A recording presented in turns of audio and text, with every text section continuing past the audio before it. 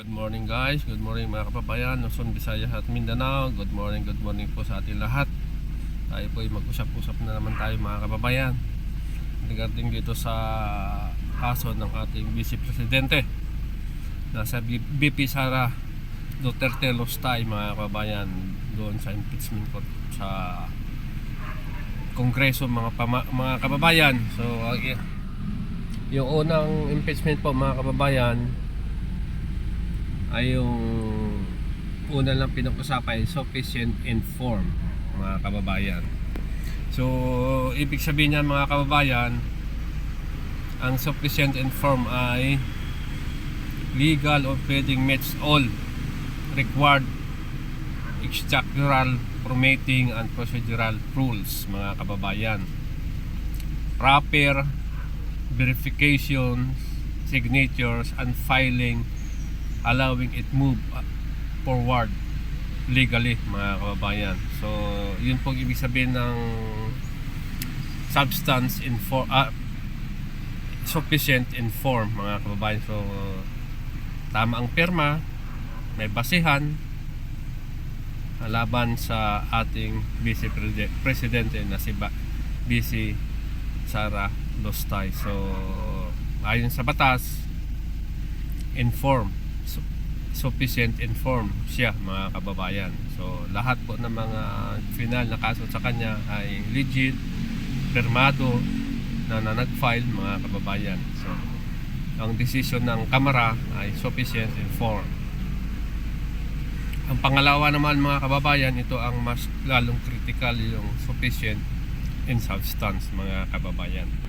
Yung sufficient in substance naman mga kababayan sa mga legal complaint, accusations or documents are true enough ang lahat ng mga allegations kay BP Sara Lostay. Lahat ng mga ebidensya, lahat ng merito, warrant, formal proceedings at lahat ng mga confirmation ay totoo mga kababayan.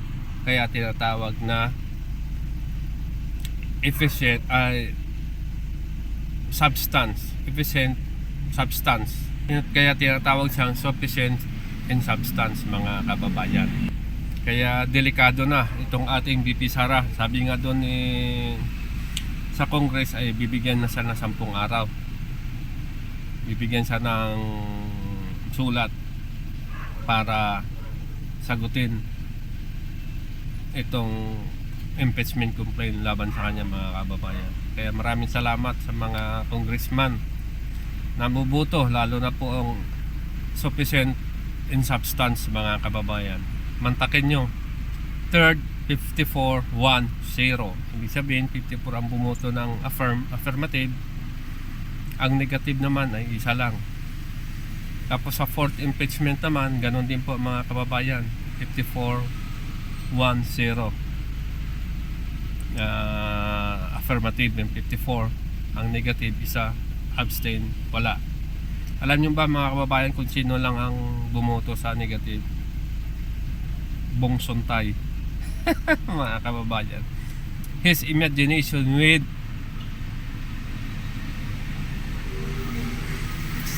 sinong artista yun? Si Ann Cortez mga kababayan. Ay gusto niya lang ilihis ang usapan mga kababayan, di ba? So ni-strike out siya doon mga kababayan. Kaya mga pinagsasabi niya ay dinilit sa Kongreso mga kababayan. So nakakatuwa dahil ang ating mga congressman ay hindi sa politika, bagkos sa bayan natin mga kababayan, para po sa ikakabuti ng bayan natin. So Miss Sara Lostay, prepare yourself to face your judgment para sa impeachment mo sa Kongreso at makarating sa Senado mga kababayan. So tunghayan natin ang balitang yan sa UNTV mga kababayan. In substance of Zabalia et al. Complaint. Madam The Honorable Isidre. Madam Chair, I move that we declare sufficient in substance Sufficient in the Zabalia et al. substance. Impeachment complaint. There is a motion to declare the sufficiency in substance of Sabalia et al. Impeachment complaint. The same has been seconded by the Honorable Tino and the Honorable Zamora. Do I hear an objection? No one is objecting. No one is object. An objection has been registered by the Honorable Suntay, which means we will proceed to vote. Those who are in favor of the motion, please raise your right hand. Yan po ang butuhan mga kababayan.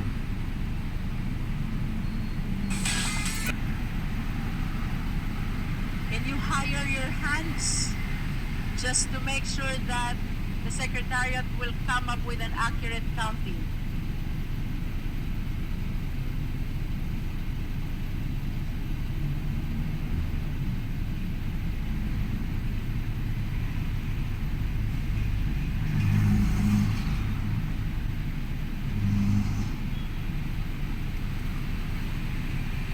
Ayan, kita nyo mga kababayan ay ang daming tumataas ng mga kamay. Lahat yan ay 54.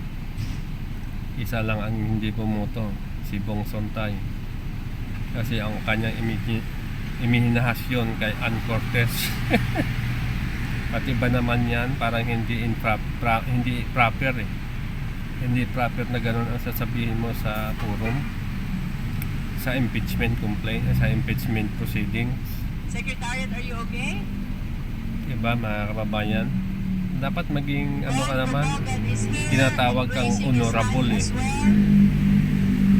So parang hindi ka honorable, Congressman Suntay. Ay magkalapit nga no, Lostay at Suntay.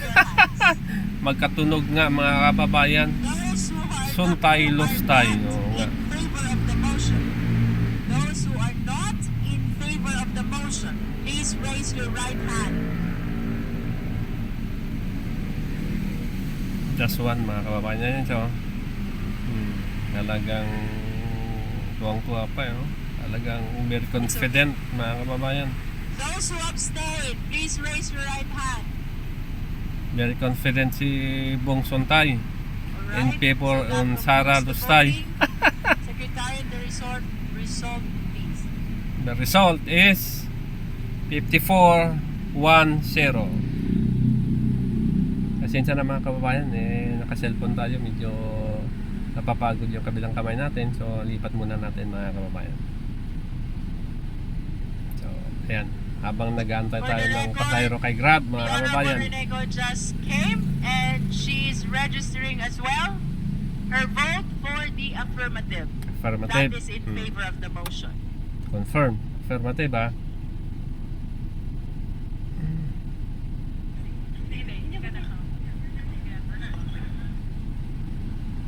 The vote of Arnan Panaligan is counted already per the Secretariat. With 54 votes in the affirmative, 1 in the negative, One in the negative is and Bong 0 Sontay. abstention. The chair declares the sufficiency in substance Sufficiency and of substance. Sabala et al. Impeachment complaint. So ruled. Suru. Oh. Now we proceed to the fourth impeachment complaint, the Cabrera impeachment complaint endorsed by the Honorable Abante and the Honorable Ortega. The chair is ready to hear the necessary motion. Madam Chair, The Honorable Rodriguez. before the vote, once again, I would like to ask, there are 5 grounds on the fourth complaint. This representation believes on the dismissal, no substance in 3, but 2 has substance. How do I vote? Honorable Rodriguez, it is clear in the rules that we are voting on the entire impeachment complaint. The Sa pool. sufficiency in substance has to be determined on the basis of its entirety and not on the basis of the individual grounds. In Tama. other words, it's either you vote in favor of the sufficiency or not in favor of the sufficiency. Sa pool. I always agree with the Chair. the chair is ready to hear the necessary motion.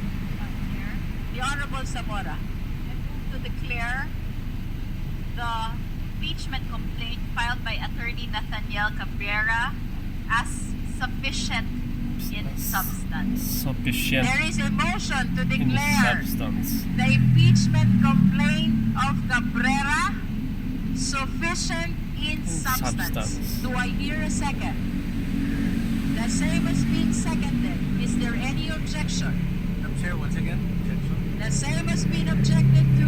We shall proceed to divide the House. Those who are in favor of the motion, please raise your right hand.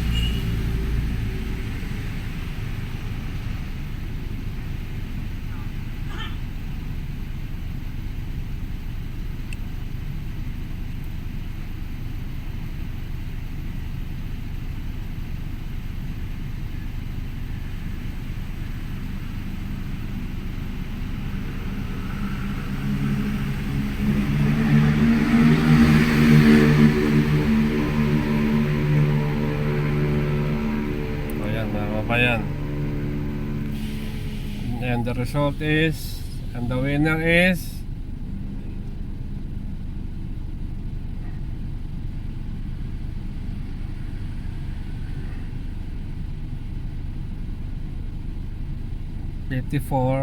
$54-10 pa rin yan, mga kababayan. Secretariat, are you okay? You may put down your hands. Those who are not in favor of the motion, please raise your right hand. Oh, consistent.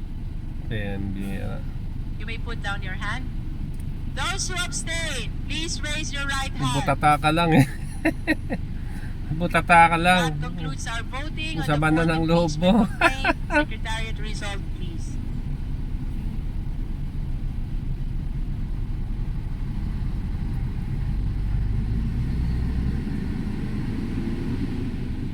Check mabuti. Baka magreklamo pa.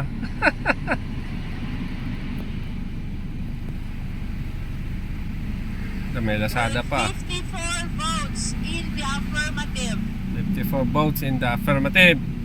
and 1 vote in the negative. Bong Suntay. 0 abstention. The chair declares the Cabrera impeachment complaint sufficient in substance. Substance. So ruled. Yun na, tapos na. The Honorable Zamora. In view of the finding of the sufficiency and substance of the two impeachment complaints, I move to issue notice to the Vice President or the Ayan na. respondent to the impeachment complaints. Notice na, mga File kababayan. our answer to the impeachment complaints within a non-extendable period of 10 calendar days from receipt 10 of calendar this days. notice. Thank you, Madam Chair. There is a motion for the issuance of notice to Vice President Sara Duterte for the filing of her answer to the two impeachment complaints within the non-extendable period of 10 days. Do I hear a second?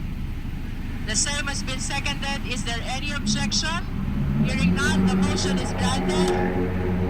The committee is directed to issue the necessary notice to the respondent.